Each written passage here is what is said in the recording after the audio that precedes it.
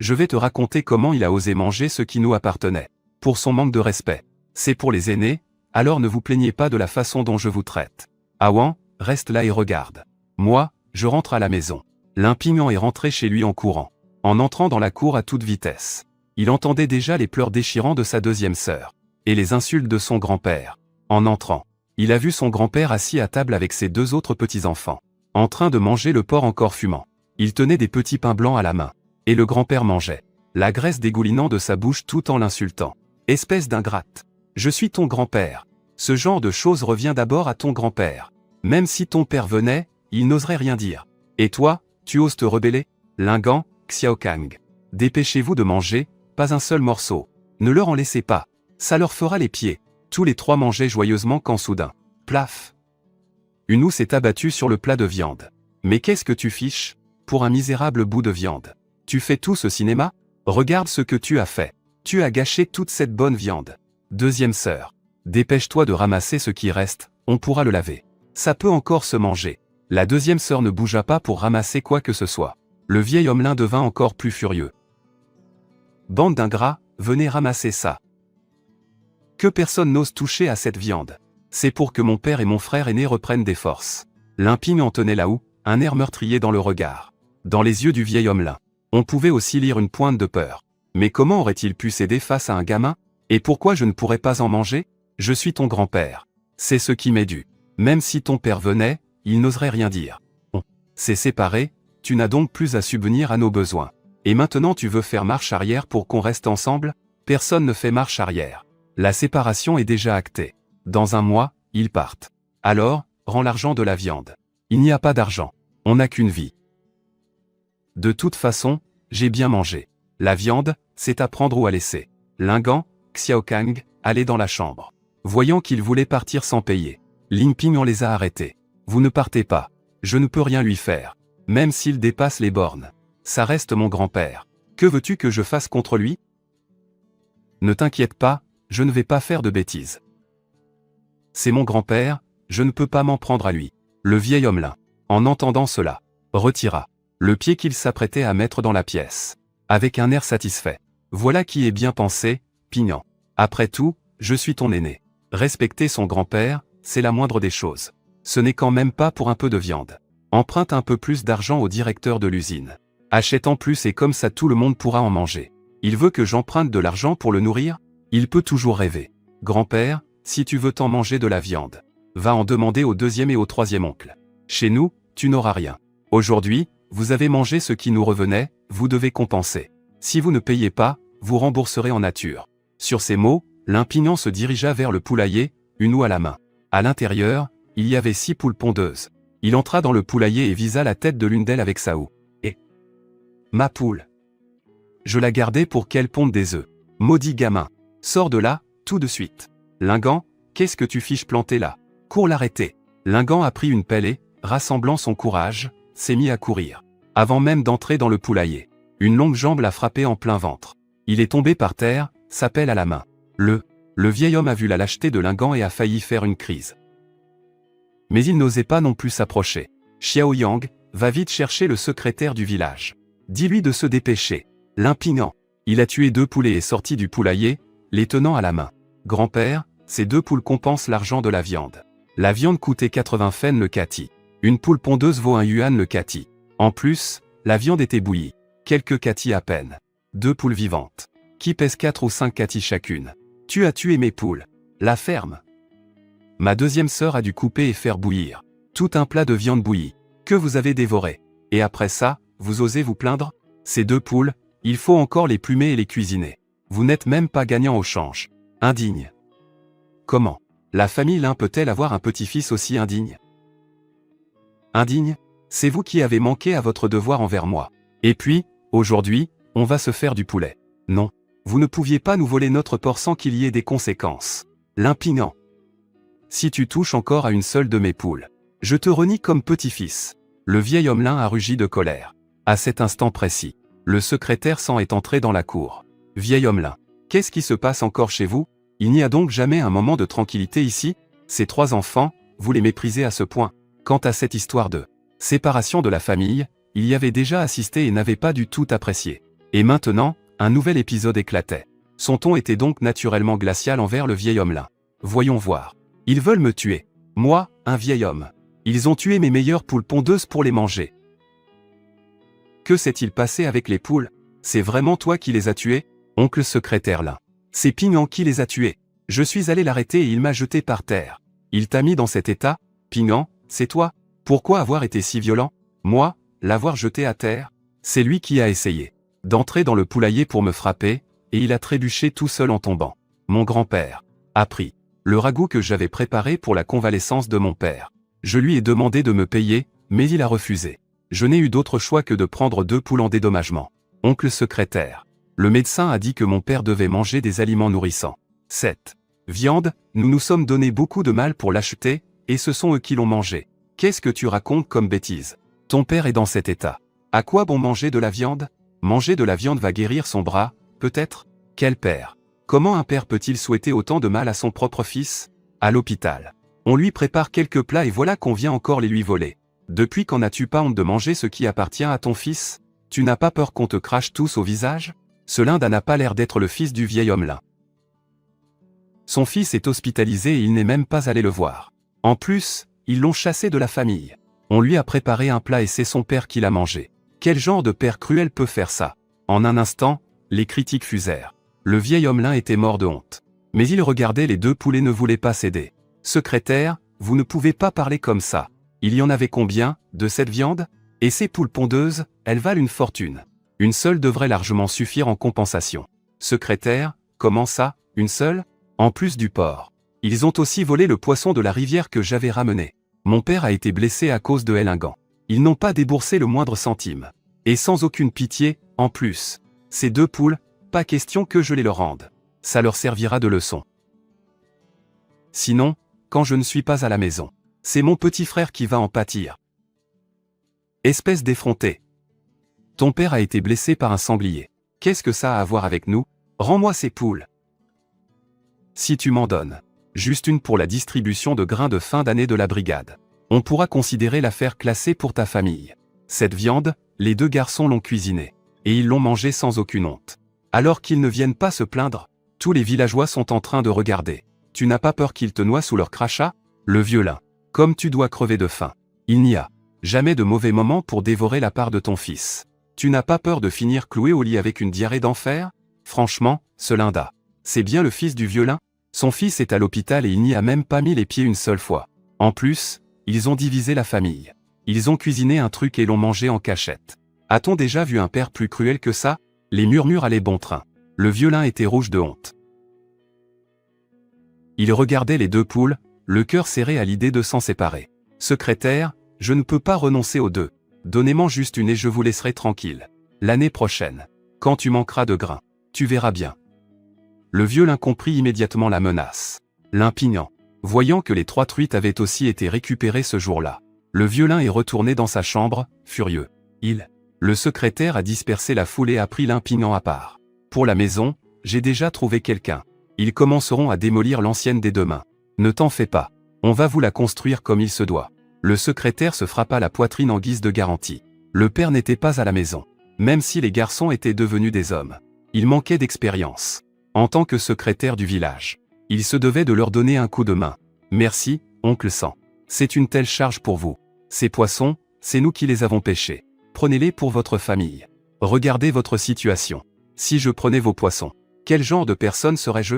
Gardez-les pour les cuisiner pour votre père et votre frère. Je ne peux vraiment pas accepter. Si vous avez besoin de quoi que ce soit, vous savez où me trouver. Votre intention me suffit. Le secrétaire s'en termina sa phrase et tourna les talons pour partir. L'impignant regarda le dos de l'oncle Sang, les yeux humides. Pignant, on va cuisiner ces 2 poules.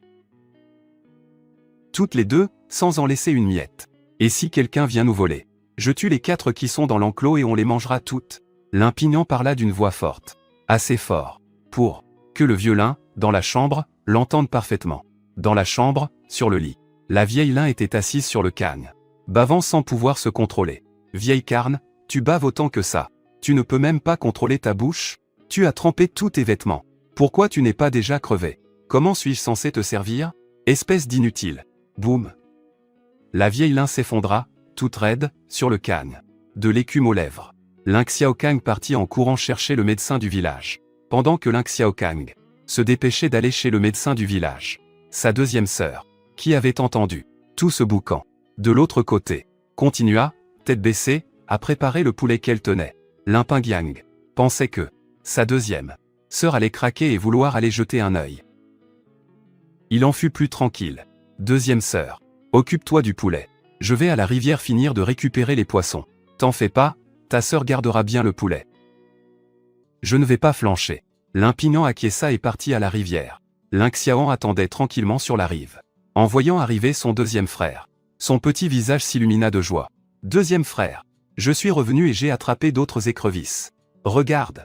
Xiaoan, rentre à la maison et surveille. Si grand-père fait quelque chose, viens me prévenir. Ling Xiaoan hocha vigoureusement la tête et repartit en courant. Lin Pingyan continua son dur labeur dans la rivière.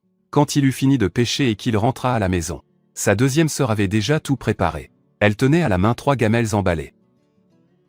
Xiaoan tenait un bol de soupe de poulet fumante. Deuxième frère, bois vite. Finis tout. Il sentit l'arôme du bouillon de poulet et but le bol entier d'une seule traite. Son corps glacial se réchauffa un bon coup.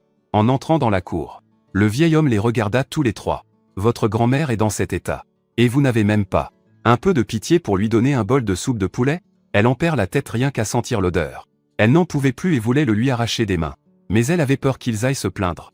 Nous avons déjà séparé nos foyers. Vous ne vous êtes pas occupé de nous. Notre grand-mère non plus. Nous, on peut s'occuper d'elle. Maudite gamine. Tu oses me répondre? Tu vas voir si je ne te frappe pas. Et que personne n'ose bouger. Sinon, je vais le dire à l'oncle secrétaire. Après cet avertissement, Lin Pingyan poussa la brouette. Et avec sa deuxième sœur et son petit frère, ils partirent en ville. Lin Xiaoan alla porter à manger à leur père et à leur frère aîné. Lin Pingyan et la deuxième sœur allèrent à la porte de l'hôpital du comté pour installer un étal et vendre du poisson. Poisson sauvage fraîchement pêché. Carpe fraîche et délicieuse. Pas cher et de qualité. Un yuan le kati. Premier arrivé, premier servi. En entendant cette annonce, plusieurs personnes qui venaient d'acheter des brioches s'approchèrent, curieuses. Mon garçon, il est vraiment sauvage? Absolument authentique. On vient tout juste de le pêcher nous-mêmes dans la rivière. Par un temps si froid. Allez dans la rivière. Quel sacrifice! J'en ai encore les jambes toutes gelées. Donnez-moi celui que vous avez dans la main. Si c'est vraiment du poisson sauvage, je reviendrai la prochaine fois. Le poisson de la coopérative est un poisson d'élevage. Sa chair n'est pas aussi savoureuse. Et en plus, il faut un ticket de rationnement. Parfois, il n'y en a même pas. Je vous garantis que la chair est tendre et délicieuse. Vous allez en avoir l'eau à la bouche. Goûtez-y une fois et vous en redemanderez. 3 kati et un liang. Au total, ça fait 3 yuan et un jiao. L'acheteur a payé sans discuter. Il a pris son poisson et il est reparti tout content. Les badauds qui regardaient la scène, en voyant que le premier client avait acheté, se sont mis à désigner les poissons qu'ils voulaient. Ce beau poisson, pour moi. La grosse carpe, là, pour moi. En un clin d'œil, les 4 nasses ne contenaient plus que 3 poissons. Ces 3-là, je les prends tous. Je prends tout le lot. Vous me faites un prix? Je suis désolé. Ces 3-là sont déjà réservés pour quelqu'un d'autre. Quel dommage. Revenez demain à la même heure. Oui, on sera de retour demain après-midi. Alors, revenez tous demain, a dit Lin Pingyan d'un air navré. Et la foule s'est dispersée petit à petit. La deuxième sœur, toute excitée, a compté l'argent. 37 yuan. Pingyan, demain, je viendrai t'aider à pêcher. Il faut qu'on en attrape assez, il y a tellement de clients. Lin Pingyan était lui aussi très content. Il a remballé ses affaires et est parti à l'hôpital. Vous n'étiez pas en train de vendre du poisson? Pourquoi êtes-vous déjà de retour? Maman, on a tout vendu. Tu ne te rends pas compte, le deuxième frère est un vendeur incroyable. Les gens se bousculaient pour acheter. À la fin, il n'y en avait même pas assez pour tout le monde. S'encuilant fut enfin soulagé. Lin Pingyan, il a livré les 3 poissons restants aux patients du service, qui les avait réservés. Puis il est monté au premier étage. Xiao Wanguan attendait déjà dans le couloir. Wanguan, à partir de maintenant, je vais bien m'occuper de toi. Attendez-moi demain, je viendrai vous chercher. Le lendemain matin, très tôt, Lin Pingyan a rempli les formalités de sortie de l'hôpital et, avec la charrette à bœuf, il a ramené Wanguan et sa mère à la maison. En passant la porte, Wu Jufang les a interceptés, le visage furieux. Sale gosse, comment oses-tu revenir? Lin Pingyan n'a pas voulu perdre de temps avec elle. Il a aidé tante San Yume à entrer dans la chambre. Wu Jufang s'est immédiatement interposé. Comment ça, vous les faites venir vivre ici? C'est la maison des Lin. Ce n'est pas celle des Xiao. Sans même être marié. Tu veux faire entrer une étrangère dans la maison? Quelle honte! Belle-sœur. Notre Pignan et notre Wanguan vont se marier tôt ou tard. Maintenant, Wanguan porte l'enfant de Pignan. C'est normal que nous la ramenions pour prendre soin d'elle. De plus, il n'y a personne à la maison en ce moment. Et nous avons besoin que tante vive avec nous. Jamais entendu parler d'une femme qui a un enfant sans être mariée. Quelle impudeur! Sans même savoir sauver les apparences. Et sans être mariée. Elle ne fait pas partie de la famille Lin. Cette mère et sa fille ne peuvent pas vivre ici. Et pourquoi pas, Wu Jufang? Nos foyers sont déjà séparés. Nous avons accepté de partir dans un mois. Pendant ce mois, nous avons le droit de décider qui vit ici. C'est vrai que vos foyers sont séparés. Mais je n'ai jamais dit que vous pouviez ramener des étrangers. Laissez les aînés et mon mari vivre dans la même cour qu'une veuve. Mais qu'est-ce que c'est que cette histoire? Et aujourd'hui, ils ne les laisseront entrer sous aucun prétexte. Wu Gifang parlait avec beaucoup d'énergie et à voix haute. Les voisins, en entendant qu'il y avait un nouveau problème dans cette maison, se sont attroupés pour regarder. La femme de Lin Yong. Elle n'a pas entièrement tort. Si la rumeur venait à se propager, qui sait ce que les gens raconteraient? Oui, vivre ensemble sans être mariés. Ça ferait vraiment jaser. Les yeux de tante s'enhumaient s'emplir de larmes. Elle retenait ses sanglots. N'importe qui serait blessé d'être ainsi, critiqué en public. Surtout elle, une veuve. Vivre avec des hommes sans être mariée. Dit comme ça ne passe pas non plus. Allons-nous-en. Ma fille, ne leur causons pas de problème. Belle-sœur, dis-moi, ta mère n'a pas vécu un mois chez toi? À l'époque, elle aussi était veuve. Pourquoi ne t'es-tu pas soucié de la réputation de ta vieille mère, à ce moment-là? C'est que c'était une situation particulière. Ma mère était malade. Il n'y avait personne pour prendre soin d'elle. En tant que sa fille, comment aurais-je pu l'abandonner? Lin Yong, tu es mort ou quoi? Ça fait une éternité que tu es là-dedans et tu ne sors pas. Tu n'entends pas ce qui se passe dehors? Viens vite leur barrer la route. Cette famille Sao ne mettra pas les pieds ici. Voyant que tante San Yume s'apprêtait à partir avec sa fille. Lin Pingant, furieux, attrapa la Wu qui se trouvait à côté de lui. Que celui qui ose les en empêcher y goûte. Ce sont ma future femme et ma belle-mère. Dans ce nid de vipères qu'est la famille Sao. Vous voudriez les y renvoyer, là où elles ne peuvent pas vivre? Si vous deux voulez leur barrer la route, ça va mal se finir. Lin Pingant, le regard fou de rage, leva bien haut la Wu qu'il tenait dans sa main. Lin Yong, effrayé, sortit de la chambre en courant. Ce neveu à lui, il ose vraiment en venir aux mains? Il s'empressa d'apaiser la situation. Pingant, le deuxième oncle, ne veut pas te chercher d'histoire. Alors c'est simple, qu'il reste. Aucun problème. Mais il faut qu'il paie un petit loyer à grand-père. Si grand-père est content, qu'il reste. Ta deuxième tante et moi n'aurons rien à redire non plus. Seulement, quand on vit chez quelqu'un, on doit bien payer sa part. Un Johan par jour. On ne demande pas plus. On dirait que l'argent leur a fait tourner la tête. À ce moment-là, la foule s'écarta. La grand-mère maternelle et la femme de l'oncle aîné entrèrent. En les voyant, Sancuilan courut les accueillir. Maman. Pourquoi êtes-vous venue? Comment ne pas s'inquiéter, alors que tu n'avais pas d'argent pour déménager? Ton grand frère est allé à la mine de charbon et a pris une avance sur son salaire. Je me suis dépêché de te l'apporter. Les yeux de Sancuilan s'embuèrent de larmes. Sa voix s'étrangla. Sans le soutien constant de sa famille maternelle, ces derniers jours auraient été encore plus difficiles. Lin Pingant regarda sa grand-mère et la femme de son oncle aîné, le cœur plein de remords. Ces derniers jours, il n'avait pensé qu'à gagner de l'argent, oubliant sa famille maternelle. Et eux avaient fait tout ce chemin pour leur apporter de l'argent. Ne pleure pas. Qu'est-ce qui se passe encore? C'est encore la deuxième branche qui vient vous chercher des noises? Maman est là, qu'ils essaient pour voir. Boogie Fink. Il ne s'attendait pas à ce que sa grand-mère puisse apparaître à ce moment-là. Mais dans cette affaire, elle n'avait pas tort. S'il est question d'argent, alors il faut payer. Sur cette pensée, Wu Jifang s'endurcit et se planta devant elle. Madame, nous sommes une famille respectable. Chez les Lin, il y a encore deux aînés. Si elles emménagent toutes les deux, ça ne sera pas bien vu non plus. Je veux juste qu'elle paie une partie du logement. Pourvu que le patriarche soit d'accord. Comme ça, les gens du dehors ne jaseront pas. Si tu as si peur des camps, dira-t-on. Déménagez vous-même. La séparation a été mise noir sur blanc. Ils vivent ici pendant un mois. Si tu veux revenir sur ta parole, alors, impossible de ne pas se séparer. Dehors, ils doivent 1000 Johan. Si on vit ensemble, on devra aussi aider à rembourser.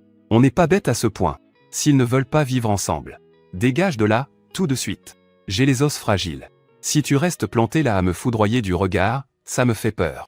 Et si je fais une crise cardiaque, ce sera entièrement de ta faute. Wu Jifang recula. De plusieurs pas, face aux assauts verbaux de la vieille femme. Il ne pouvait que la regarder avec des yeux furieux. Mais cette vieille était réputée pour être impitoyable. En voyant les autres entrer dans la pièce, il renifla avec rage. « Vieille peau, la famille Lin ne peut rien contre vous. On verra bien comment vous vous en sortirez quand les Zhao arriveront. » Une fois à l'intérieur, tante Sanjumet ne tenait toujours pas en place. Assise. « Ma chère, je retourne chez Ozo. Une veuve qui vit ici. Les commérages seront inévitables. Et si elle venait plutôt s'installer chez ma belle-fille et moi? Mon fils aîné est à la mine de charbon. Le second est dans l'armée. Il ne rentre pas souvent. Ce serait parfait pour nous tenir compagnie. Ma parente a raison. Venez d'abord chez moi. Arbol a dit qu'il partait pour la mine de charbon. Il ne sera pas de retour avant un mois. Vous pourrez justement vivre avec nous. Ce ne serait pas trop vous déranger, belle-sœur? Tu vois un peu ta belle-sœur. Même si la tante et sa fille viennent s'installer. Qui sait quels nouveaux problèmes elles vont encore créer? Chez moi, il n'y a aucun problème. On est là les unes pour les autres, non? Vous croyez vraiment que ça va me déranger, belle-sœur? Que voulez-vous dire? C'est sa nature. Comment pourrais-je ne pas avoir confiance en elle? Je crains seulement de trop vous déranger. Vous déranger? Mais on est de la même famille. Aussitôt dit, aussitôt fait. En un clin d'œil, elles ont rassemblé leurs affaires pour aller chez moi. La tante sans Yumet a voulu protester. Mais la grand-mère l'a doucement retenue. Yumet, j'ai entendu dire que tu brodais très bien. Si tu restes à la maison, je ne vais pas te laisser là à ne rien faire. Tu pourras m'apprendre quelques points de broderie. La grand-mère a tant et si bien parlé qu'à la fin, il a été décidé qu'elles iraient chez elle. Toute contente, la tante sans Yumet a promis d'apprendre à broder à la femme de l'oncle aîné. Grand-mère, attendez-moi un instant. Je vais à la rivière pêcher quelques poissons à emporter. Allez, vas-y. Pêchons des gros. Tu ne vois pas comme Vanguardia et sa mère sont maigres? Il faut bien les nourrir. Limpingant est allé à la rivière avec Lin Xiaoan. Ça leur a pris un bon moment, et à eux deux, ils en ont attrapé 9. Ensuite, ils sont allés chez le secrétaire du village. Ils sont justement tombés sur son épouse. Ouvrez la porte. J'ai apporté quelques poissons. J'en ai en trop, je vous en laisse 2 pour que vous y goûtiez. Pas question, pas question. Avec la dette que tu as, comment pourrais-je accepter quelque chose de toi? Ma tante, si vous ne les acceptez pas, on ne pourra pas manger tous ces poissons à la maison non plus. Qu'est-ce qu'on fera s'ils s'abîment? Limpingant a longuement insisté, jusqu'à ce que Madame San finisse par accepter les poissons. En rentrant à la maison, Limpingant a trouvé une foule de gens devant la porte. De la cour parvenait la voix de sa grand-mère qui hurlait des injures. Il a couru voir et a trouvé sa grand-mère avec un couteau dans sa main, le brandissant vers la famille Sao. Si vous osez les toucher encore une fois, ce couteau n'aura aucune pitié. De toute façon, je suis déjà vieille. Si j'en tue un, je suis quitte. Si j'en tue 2, j'y gagne. Et si vous venez tous, ça m'est égal de tous vous massacrer. Osez seulement me les arracher des mains. Essayez donc, avec le couteau que tient grand-mère. Personne de la famille Sao n'osait s'approcher. Sancuilan tenait un râteau. La femme de l'oncle aîné avait un bâton. Elle foudroyait du regard la famille Sao. Derrière elle, la tante San Yumet et Sao Bangan se couvraient le visage, les yeux remplis de terreur. Limpingant s'était lancé et a balancé un coup de pied à Saozon. Saozon s'est écrasé face contre terre. Comment osez-vous lever la main sur ma belle-mère et ma femme? Le frère aîné des Sao, voyant la férocité de Limpingant, n'osa pas bouger. Grand-mère Sao, qui n'avait rien pu faire, est allée s'asseoir sur le seuil en hurlant et en pleurant. Mon pauvre troisième fils, mort si jeune. Et cette femme qui ne veut même pas me reconnaître comme sa belle-mère. Et en plus, elle vient s'installer chez les Lin sans la moindre honte. Vivre avec les Lin sans même être mariée. Les villageois qui observaient la scène trouvaient ça très amusant. Mais à cet instant précis, la grand-mère maternelle attrapa une bassine d'eau froide, la vida sur la tête de grand-mère Sao. Grand-mère Sao tressaillit, trempée jusqu'aux os, et bondit sur ses pieds comme un ressort. Comment oses-tu me jeter de l'eau dessus? Grand-mère Sao, ne va pas croire que tu es intouchable. Si tu vas au poste de police, j'y vais aussi. De nos jours, on se marie librement. Alors pourquoi est-ce que tu t'obstines à forcer les choses? Tu as vendu ta propre petite fille à un imbécile. C'est aller contre le gouvernement. C'est toi qu'on devrait t'enfermer en premier. Et par-dessus le marché, tu vas porter plainte contre moi? Lâche ce couteau. Si elle descend, ils te tueront aussi. La mère et la fille, je ne m'en mêle plus. C'est possible. Juste à ce moment-là, grand-mère Sao a vu arriver le secrétaire du village. Secrétaire, au secours. La grand-mère veut tuer quelqu'un. Le secrétaire du village a vu le couteau, juste contre le cou de grand-mère Sao. Et il a eu peur. Grand-mère Sao, il faut qu'on en parle calmement. Secrétaire, on ne sort pas un couteau comme ça. Si quelqu'un est blessé, l'affaire deviendra très grave. Secrétaire, j'ai sorti ce couteau parce que la famille Saob est venue s'en prendre à ma belle-fille. Et il voulait nous l'enlever. C'était le seul moyen de les défendre. En plus, ils veulent la marier à un simple d'esprit. Si je ne les défends pas, cette mère et sa fille n'auront aucune issue. Ah, c'est donc ça. Aujourd'hui, dans notre village, nous encourageons le mariage librement consenti. Les mariages arrangés sont une affaire qui mène en prison. Quel mariage arrangé? Nous avons suivi toutes les étapes traditionnelles. Et nous avons payé la dot. Qui est comme ce limpingant qui vient en cachette pour prendre ma petite fille? Il pense pouvoir se marier sans dépenser un seul centime. La dot, à qui l'as-tu donnée? La maman de Van Van n'a rien reçu du tout. Vieille femme au cœur pourri. Tu as accepté de l'argent pour vendre ta petite fille à un idiot. Comment peux-tu vivre avec ça sur la conscience? C'est vrai que la famille Sao a dépassé les bornes. Grand-mère San, baissez ce couteau immédiatement. Si j'ai sorti ce couteau, c'est parce que les Saomi ont forcé. Monsieur le secrétaire. Puisque c'est comme ça, laissez Van Wong et sa mère quitter la famille. Quitter la famille Sao? Pas question. Elles sont nées haut, elles mourront haut. Mon troisième fils est mort. J'ai entretenu ces deux garces. Et maintenant, elles veulent se tirer comme si de rien n'était. Les choses ne sont pas si simples. Cette vieille carne peut bien crever tranquille. Aujourd'hui, je t'emmène avec moi, même si c'est la dernière chose que je fais. Comme ça, tu ne pourras plus t'en prendre à mon neveu par alliance.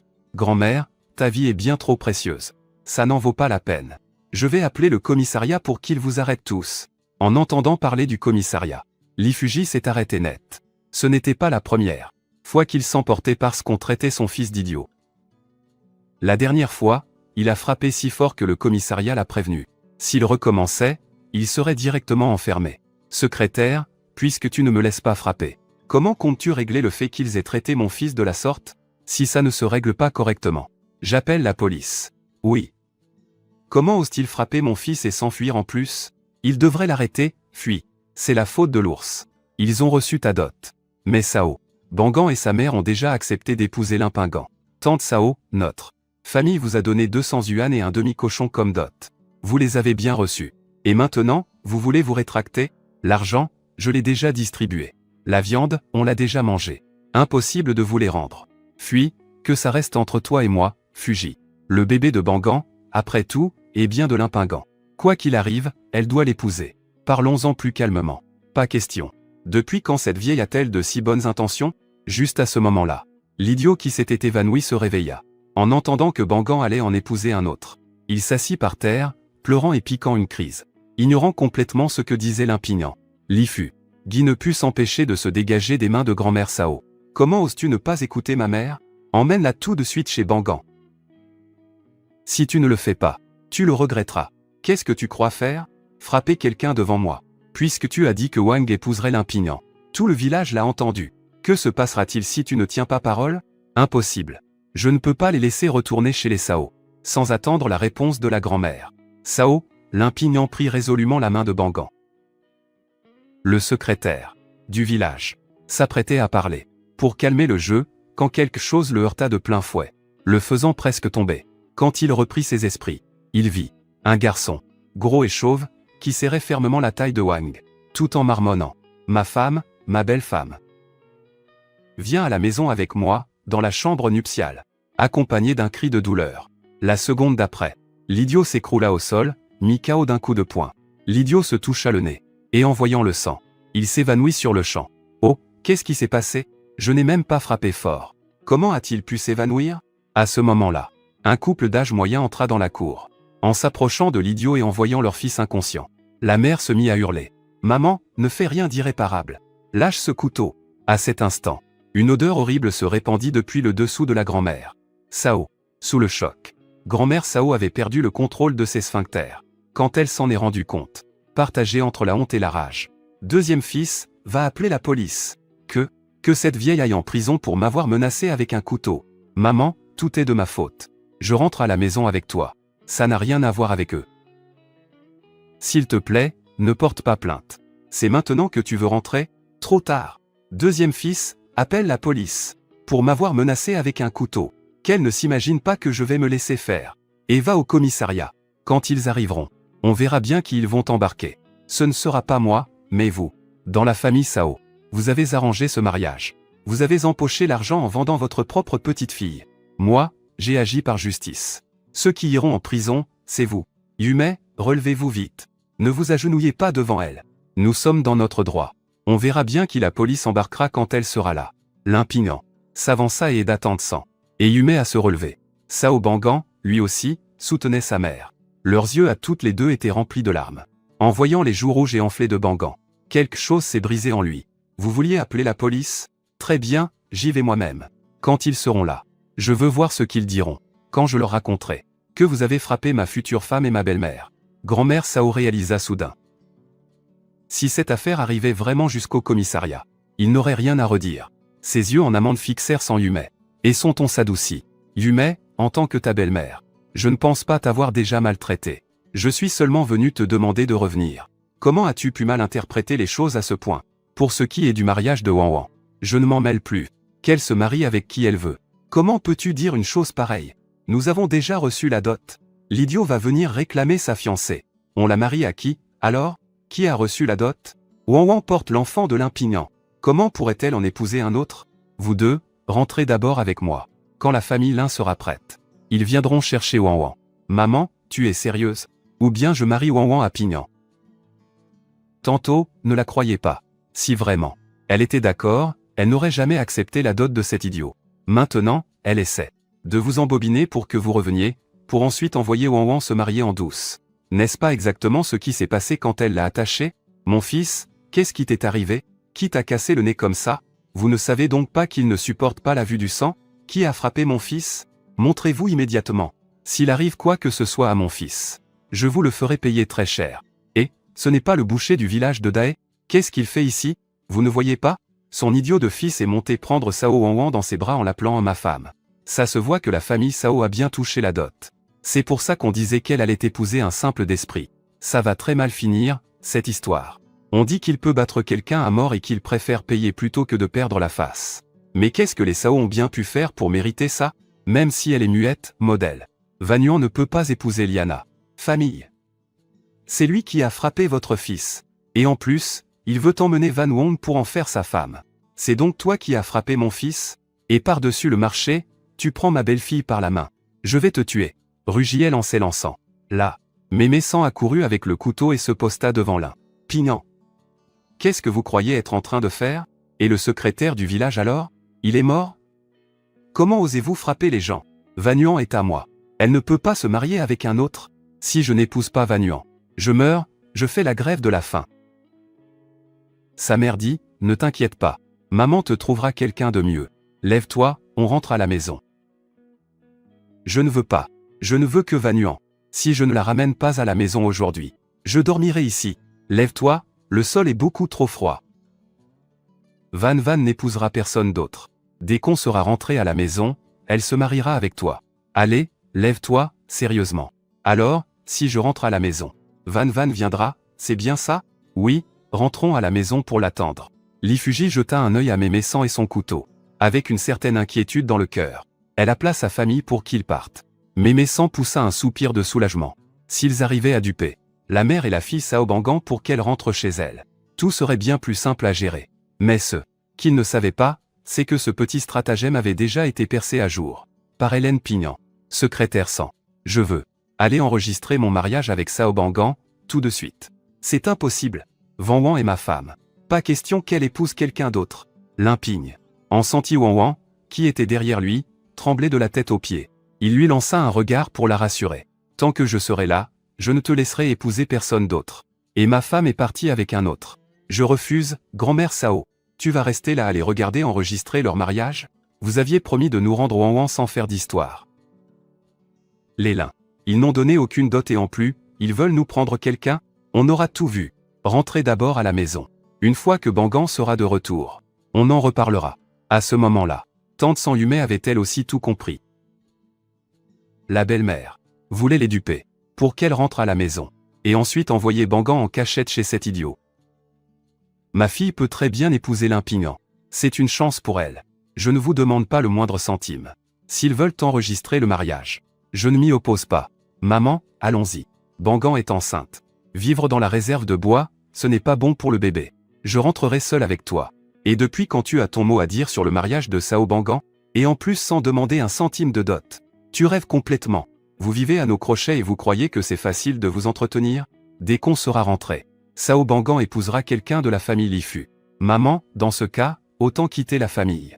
À partir de maintenant, Sao Bangan et moi n'avons plus rien à voir avec vous. Quitter la famille. Voyons un peu. Une mère et sa fille, toutes seules. Quand on vous frappera, vers qui vous tournerez-vous, maman? On ne peut pas quitter la famille. Et qui fera la cuisine? Et s'il nous manque des gens, on nous réduira aussi notre ration de céréales. Maman, ne te fâche pas.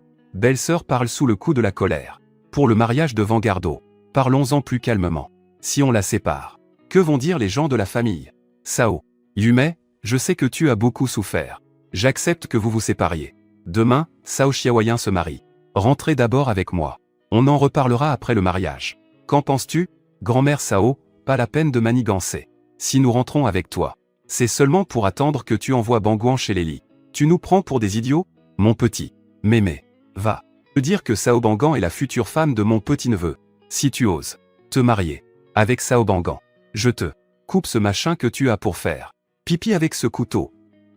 Monsieur l'agent, je me suis laissé emporter un instant. Ne me mettez pas en prison. À mon âge, aller en prison, ne serait-ce pas un fardeau pour l'État? Je ne me mêlerai plus de leur mariage.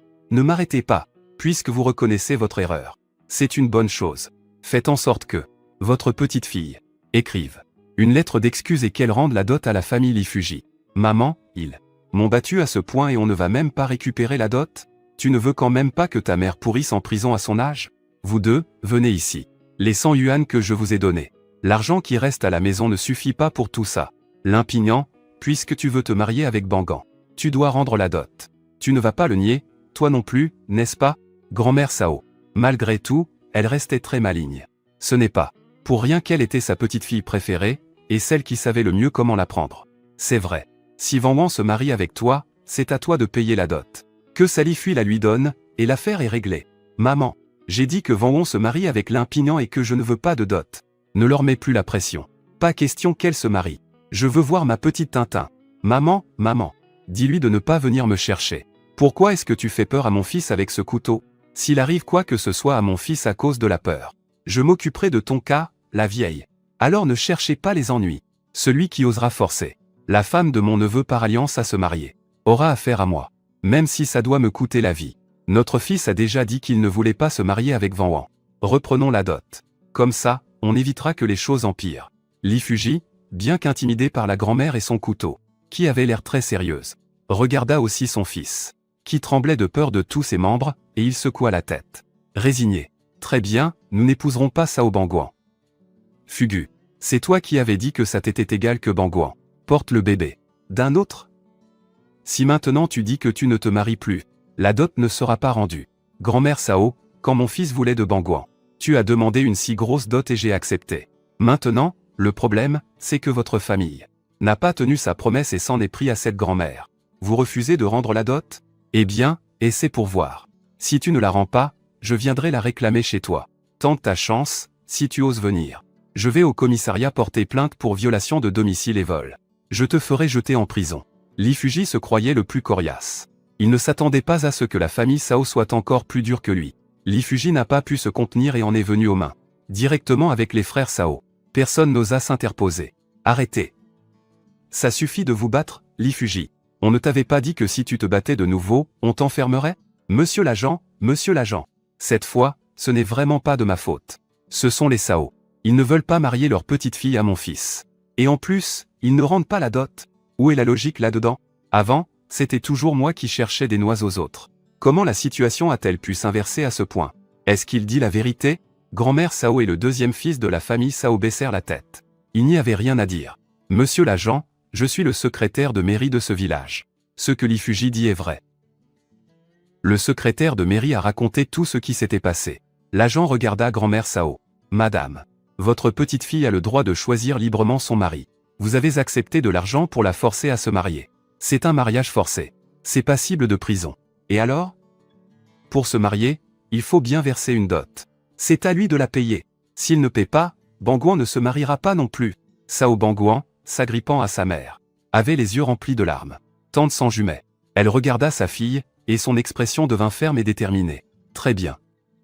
À partir de maintenant, Banguan et moi ne faisons plus partie de la famille Sao. Tout ce qui vient des Sao. Nous deux, nous n'en voulons pas. Retirez-nous simplement du livret de famille. Cela suffira.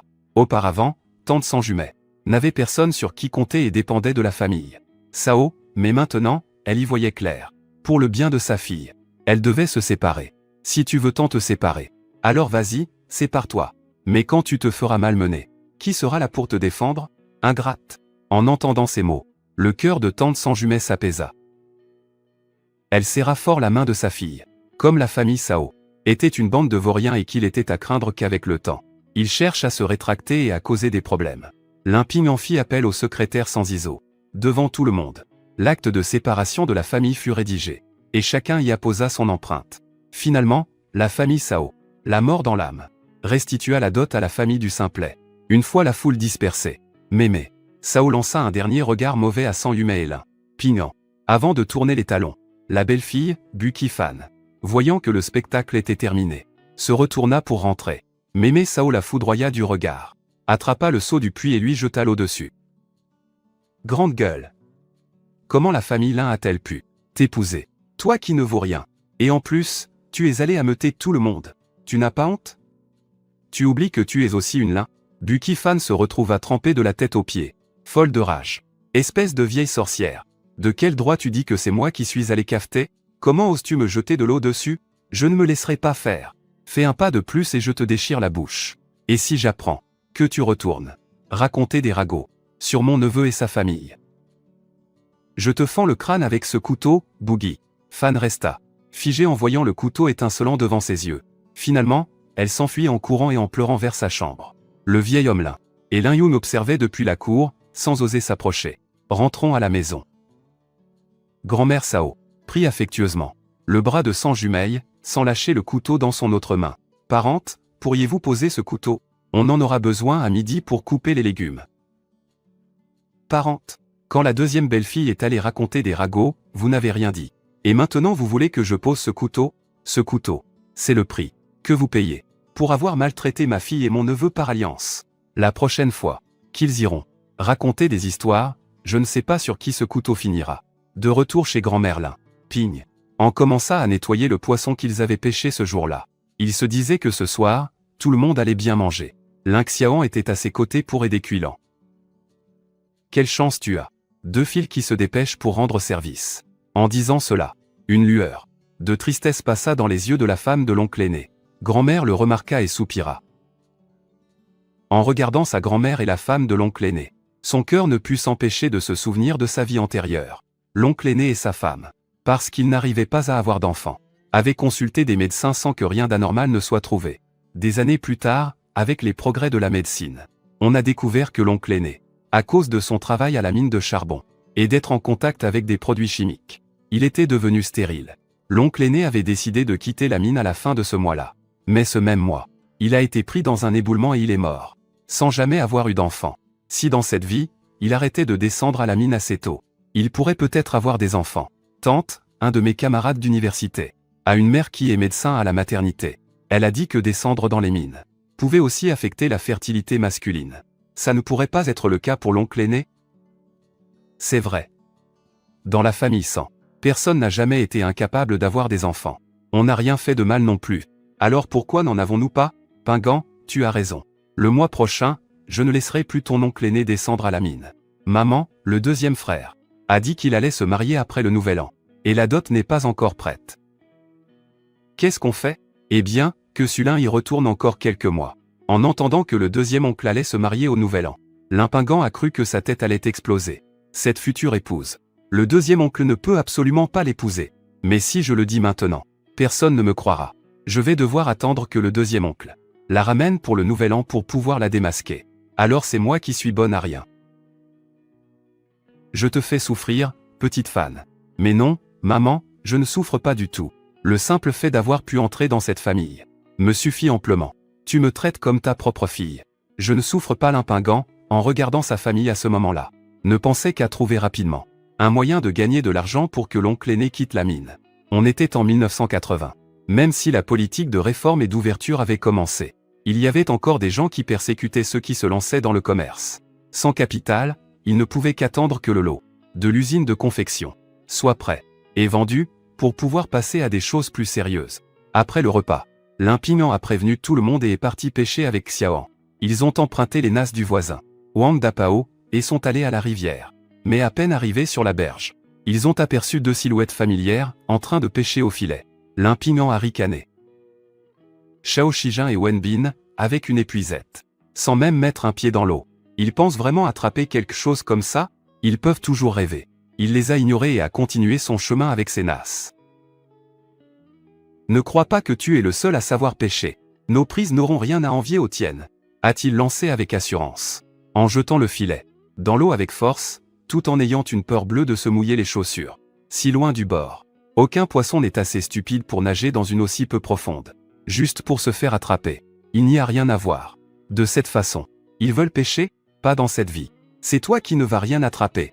Attends un peu, on va te montrer ce qu'on vaut. Limpignan ne voulait plus perdre son temps avec eux. Il a trouvé un endroit plus loin de Shao Shijin. A mis les vers de terre dans les nasses. Les a posés toutes les 4. Puis est retourné sur la berge attendre patiemment avec Ling Xiaoan. À ce moment-là, Shao Shijin et Wen Bin se sont approchés avec leurs nasses. Wen Bin va mettre les nasses dans la rivière. S'ils peuvent pêcher, nous le pouvons aussi. L'eau est super froide. On se marie demain. Si j'attrape un rhume, ce sera un mauvais présage. Et alors? Quand on ramènera les poissons à la maison, je vais te préparer quelque chose de bon pour que tu te retapes. Allez, avec 3 poissons pour le banquet de demain, ça suffira. Une femme, c'est assez quand je retourne en ville. Alors ne m'en cherche pas une autre. Elle n'a aucune considération pour mon corps. Pas la moindre tendresse. Si ce n'était pas pour retourner en ville, je ne l'aurais jamais épousée. Bon, je vais à l'eau. Vite. Et, mon deuxième frère a mis ses nasses ici. Si vous les mettez là aussi, vous allez faire fuir tous les poissons. La rivière n'appartient pas à ta famille. Qu'est-ce que ça peut te faire? Où je pose mes nasses, hein, Wenbin? Mets-les ici, Ling Xiaoan a été soudainement poussé et a failli tomber dans l'eau. Limpignan a réagi rapidement et a rattrapé son petit frère. Avant, il ne leur prêtait pas attention. Il surveillait la surface de l'eau. Il ne s'attendait pas à ce que Xiaoyan ose le pousser d'un coup. Limpignan a donné un coup de pied dans le derrière de Son Wenbin, qui hésitait encore à entrer dans l'eau. Il l'a envoyé directement dans la rivière. Maudit Limpignan! Qu'est-ce que tu fabriques? Xiaoyan, si tu n'étais pas enceinte. C'est toi qui aurais reçu ce coup de pied. Son Wenbin est tombé dans l'eau à l'improviste, en éclaboussant partout. Xiaoyan, inquiète, a fait un pas dans l'eau, mais l'a retirée aussitôt. Trop froide. Elle ne pouvait pas le supporter. Pourquoi l'as-tu frappé? S'il arrive quelque chose à mon mari, je te jure que je ne laisserai pas passer ça. Tu as failli pousser mon frère à l'eau. Et le froid, tu t'en moques, non? Son Wenbin est tombé dans la rivière par ta faute. Il a attrapé son frère et ils se sont mis sur le côté. À ce moment-là, Son Wenbin, tout tremblant, s'est remis debout dans l'eau. Xiaoyun, ne te fâche pas contre ces gens. Il est juste jaloux que j'ai l'argent pour t'épouser. La pêche, c'est pas grand-chose. J'y vais tout de suite. Limpignan m'a jeté dans la rivière. Cette humiliation doit être vengée, puisque je n'arrive pas à pêcher. Il n'attrapera rien non plus. Su Wenbin, tout tremblant, prit sa nasse et entra dans l'eau. Il remarqua quelque chose près de ses pieds. Un sourire malicieux se dessina au coin de ses lèvres. Il plaça sa nasse juste à côté de celle de Limpignan. C'est honteux. Ça, c'est la nasse de mon frère. Pourquoi tu la mets là? T'en fais pas. Notre nasse a déjà une prise. Même si tu mets la tienne à côté, les poissons n'entreront pas. Et en effet, depuis la rive, Su Wenbin vit la nasse bouger. Il se jeta aussitôt à l'eau pour la retirer. Mais Limpignan fut plus rapide et attrapa sa nasse en premier. À l'intérieur, 2 grosses carpes frétillaient. La nasse de Su Wenbin était vide. Limpignan. Pourquoi ma nasse est vide? Se pourrait-il que les poissons de ma nasse soient allés dans la tienne? Rends-moi mes poissons. Et qu'est-ce qui te fait dire que ce sont tes poissons? Les poissons sont dans la rivière, non? Il y a ton nom écrit dessus, peut-être? Non seulement t'es incapable de pêcher, mais en plus tu veux me rejeter la faute dessus? Tu t'es trompé de personne. Wenbin, de toute façon, tu es déjà trempé. Alors, fais encore quelques tours dans l'eau. Si nous, on ne pêche rien, lui non plus n'aura rien. Wenbin était sur le point de sortir de l'eau, gelé jusqu'aux os. Il ne voulait pas y aller, mais comment? Oser dire non à Xiaoyun? Si tu n'y vas pas, demain, on annule le mariage. Et tu peux aussi oublier ton retour en ville. Si ce n'était pas pour retourner en ville, comment aurais-je pu me mettre avec Xiaoyu? Comment ai-je pu être aveugle à ce point? Je la croyais si douce. C'est une vraie harpie. Bien, j'y vais. Pour toi, je ferai n'importe quoi. Il a forcé un sourire. Il s'est retourné et est entré dans l'eau. Il a tournoyé, encore et encore. Il a bu la tasse et est tombé, le visage le premier. Grand frère, il pleure en silence. Qu'est-ce qu'on fait? On ne peut plus pêcher. Pourquoi tu pleures? Ce n'est pas la seule méthode qu'on ait. Allons à la maison chercher les explosifs. J'y vais tout de suite. Laisse So Wenbin barboter dans l'eau. De toute façon, ton mari, tu n'as aucune pitié pour lui. Moi, je ne dis rien. Notre cher Bin est bien bâti. Pas comme toi. Espèce de mauviette. Exactement, je ne suis pas aussi faible que toi. C'est toi, le fort. C'est toi qui commandes. Va donc profiter de la rivière. Moi, je suis trop frileux. J'ai besoin de bien me réchauffer près du feu. Sao Xiaoyan, sur la rive. Tapait du pied de rage. Voyant que Ling Pingan et les siens faisaient un feu pour se réchauffer, elle a attrapé une branche à proximité et a frappé le foyer avec. Sao Xiaoyan, ne va pas croire que, parce que tu es enceinte, je n'oserais pas lever la main sur toi. Pourquoi tu envoies So Wenbin dans l'eau et que tu n'y entres pas? Je pensais que c'était le grand amour. Maintenant, je vois clair dans ton jeu. Tu menaces So Wenbin avec cette histoire de retour en ville. Quand il sera de retour, on verra bien avec quoi tu le menaceras. Xiaoyan, n'écoute pas ces provocations. Quand je serai de retour en ville, je m'installerai et je viendrai te chercher. Fais-moi confiance. Ah, si seulement on pouvait se fier à la parole des hommes. Quand les poules auront des dents. Le plus sûr, c'est d'officialiser le mariage au plus vite. Comme ça, ces vauriens seront pieds et poings liés. Et ils ne pourront plus faire de mal à personne. Ce Houyen tressaillit. Su Wenbin devint nerveux. Limpingant, en quoi nos affaires te regardent? Même si on n'officialise pas notre mariage. Je reviendrai la chercher. Le bébé qu'elle porte est de moi. Ah oui? Sauf que le jour où tes parents t'obligeront à te marier. Que tu le veuilles ou non, tu obéiras. Et elle se retrouvera toute seule à la campagne à élever l'enfant. Quelle tristesse. Et si ce que disait Limpingant était vrai? C'était une vraie possibilité. Il vaut mieux qu'on officialise le mariage au plus vite. Su Wenbin se disait que, si on se mariait officiellement, notre mariage, quelqu'un pourrait le dénoncer et il ne pourrait plus retourner en ville. Ce Hawaïen, rentre l'esprit tranquille. Je vais dire à mes parents que je vais t'épouser. Wenbin, je te crois. Mais si tes parents ne m'acceptent pas, le bébé et moi n'aurons aucune garantie. Le mieux, c'est que, le jour où tu retourneras en ville, nous officialisions notre mariage. Ce Hawaïen, si quelqu'un nous dénonce, mon retour en ville sera très compromis. Comment pourrais-je t'offrir une belle vie après ça? Fais-moi confiance, je reviendrai te chercher. Alors, il n'y a pas d'autre solution. Comment ça, pas de solution? Le jour où il retourne en ville, pars avec lui.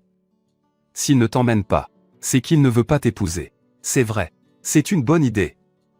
Comme ça ne compromet pas ton retour en ville, et en plus, je peux venir avec toi. Alors vas-y, vas-y. Ce qui t'attend là-bas sera sans aucun doute une sacrée surprise.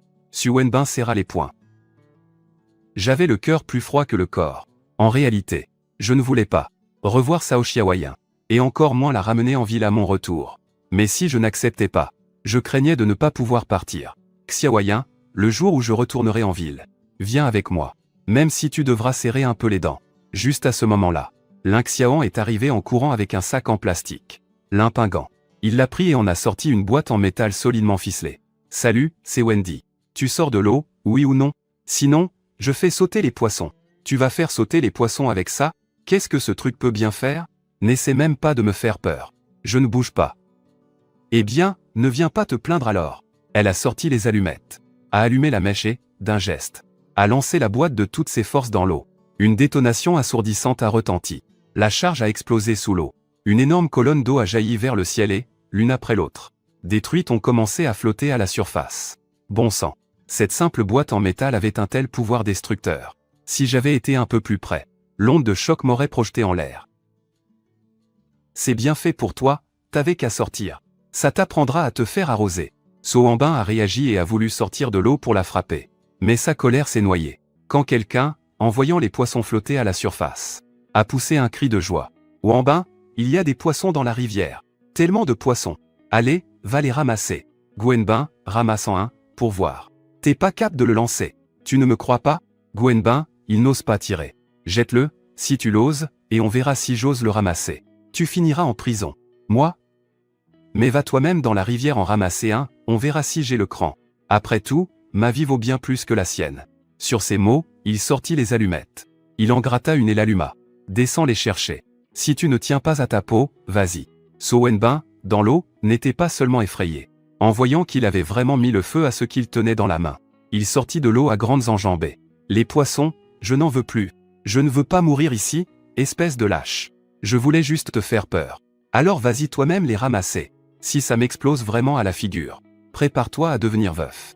À cet instant précis, une autre explosion retentit dans la rivière. Ils regardèrent tous les deux, juste à l'endroit où So Wenbin s'était tenu. Une énorme gerbe d'eau. Tu vois, si je n'étais pas parti, je serais déjà mort. Limpingant, attends un peu que je t'attrape. Je t'attends de pied ferme.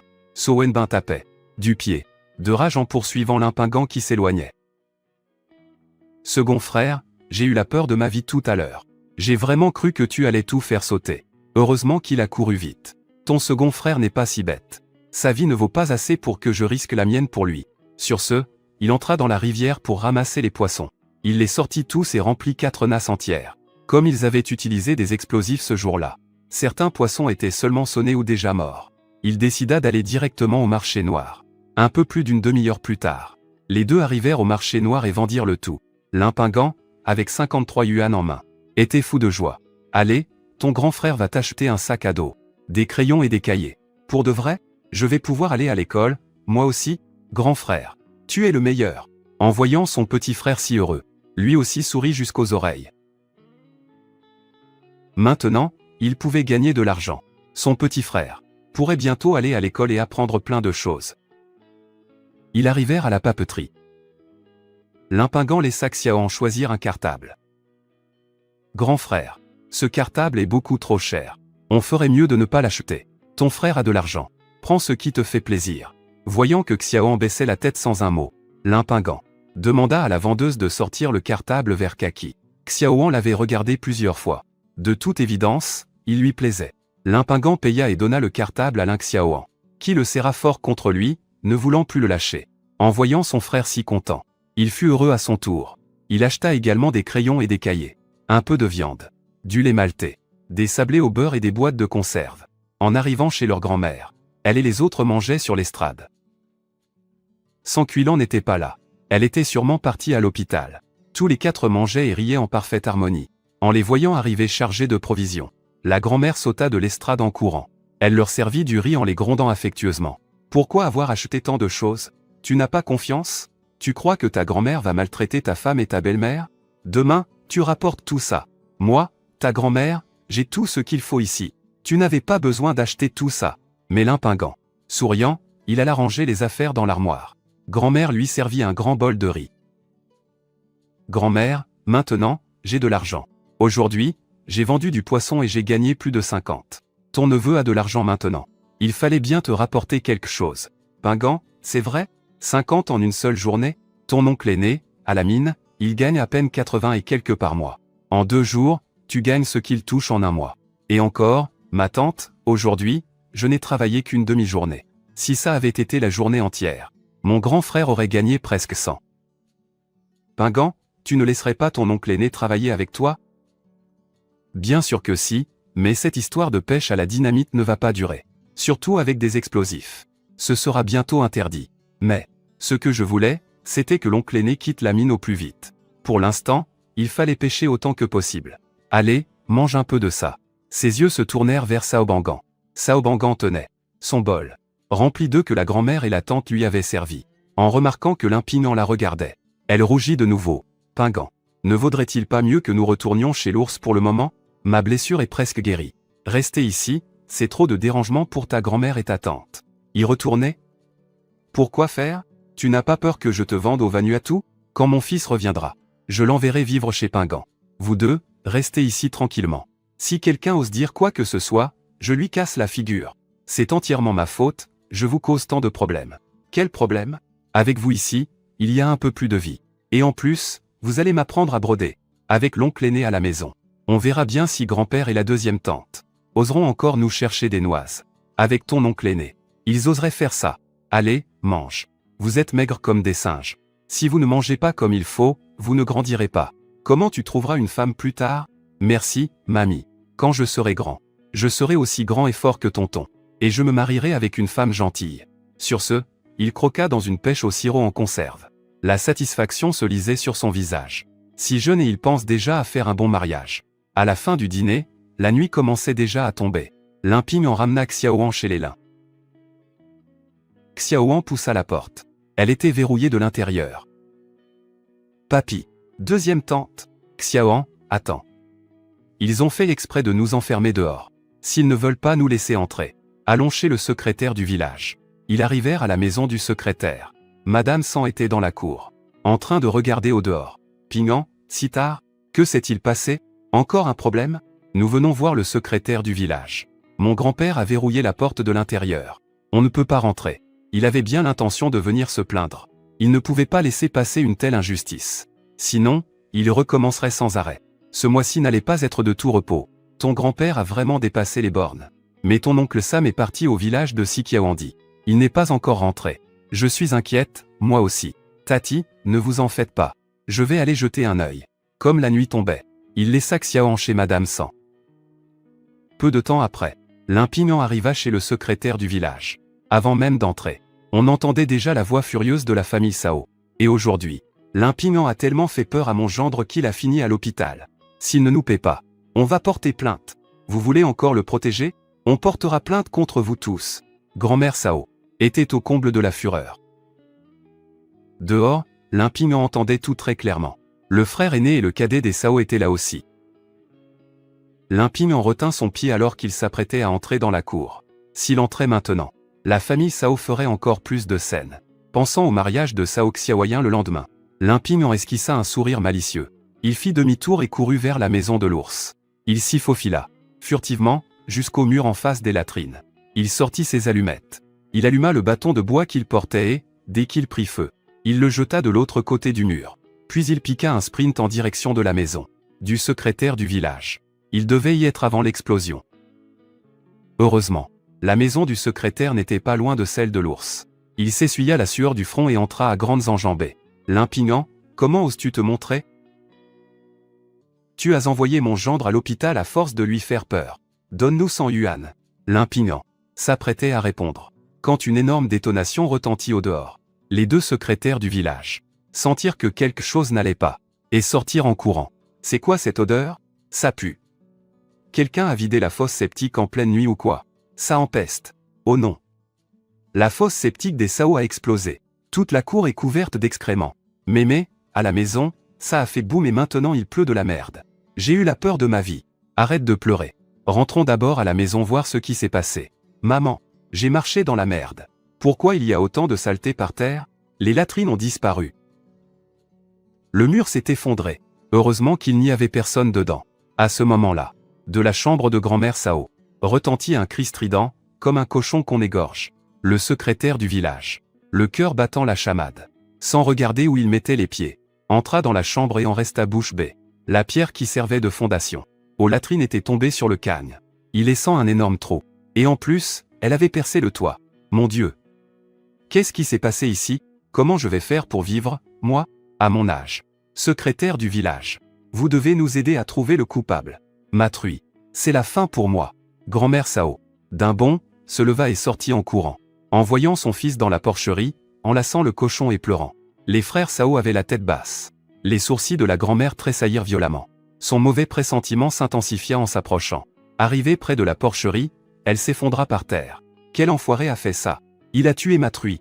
Qu'il soit maudit. Je voulais juste remplir leur cour de merde. Je ne m'attendais pas à ce que, cette fois, ça défonce le toit, le cagne et en plus que ça tue le cochon.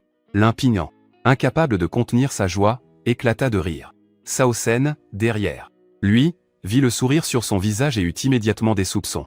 Limping, pourquoi tu rigoles? C'est toi qui as fait ça? Et si je ris, ça fait quoi? Votre famille a commis tant de méfaits que même le ciel n'en pouvait plus. C'est ce que vous méritez. Si vous continuez comme ça, sans aucun scrupule, la prochaine fois, ce ne sera peut-être pas que les toilettes.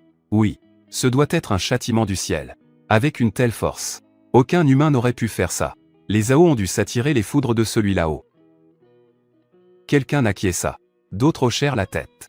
Limping ne s'attendait pas à ce qu'une simple remarque l'implique à son tour. Les yeux de Saozon lançaient des éclairs.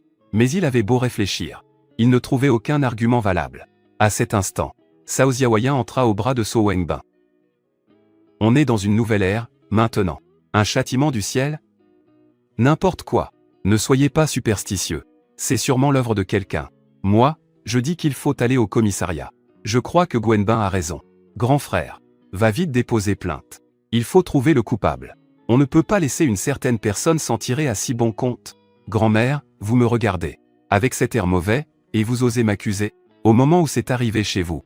Moi, j'étais chez le secrétaire du village, tout comme vous. Alors n'essayez pas de me faire porter le chapeau. Elle avait déjà tout prévu. Même s'il la soupçonnait. Il n'y avait aucune preuve contre elle. Même si la police intervenait. Elle avait un alibi. Même si ce n'est pas toi. Tu es suspecte. Saozon, ne la quitte pas des yeux point modèle. Ne la laissez pas s'enfuir. Vous voulez que je m'en aille tranquillement? Je veux que vous portiez plainte. J'attends que la police vienne me rendre justice. Cet après-midi, Sao Sewayun et So Wanbin ne m'ont pas laissé pêcher. So Wanbin a pris froid dans l'eau et il a de la fièvre. Et en plus, on me demande 100 yuan de dédommagement. Vous me prenez vraiment pour une mauviette?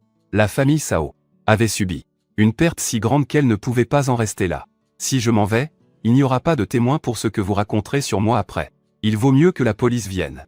L'impignant, si tu ne m'avais pas fait peur avec ce pétard, je n'aurais pas attrapé froid. Je suis allé à l'hôpital et j'ai dépensé 50 yuan. 100 yuan de dédommagement. C'est te faire une fleur.